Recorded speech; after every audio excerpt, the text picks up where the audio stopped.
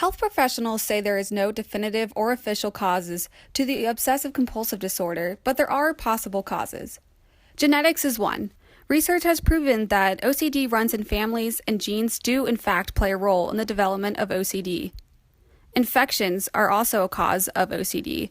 Quick or abrupt onsets of OCD in children are usually caused by infections. The body may trigger a response to get rid of these infections, but may also start attacking the basal ganglia, which causes holes in part of our brain that filters out these obsessive or intrusive thoughts. This filter in our brain receives messages, which is also known as serotonin, from the frontal cortex. An example may be, we shook hands with somebody who had sticky fingers, and that generates a thought in the frontal cortex of the brain, and then transfers this thought to the basal ganglia, which is in the middle of our brain, where there is a filter system that clears out these thoughts so that we are not worried about washing our hands every time we have a handshake.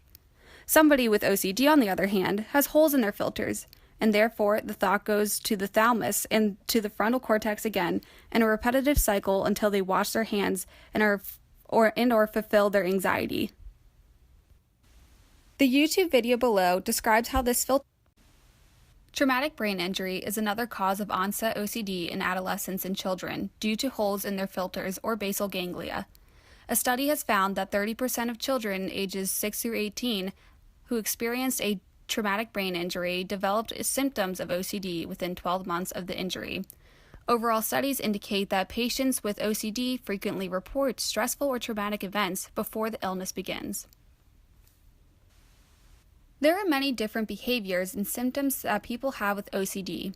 Some OCD obsessions are contamination, losing control, perfectionism, harm, unwanted sexual thoughts, or religious obsessions.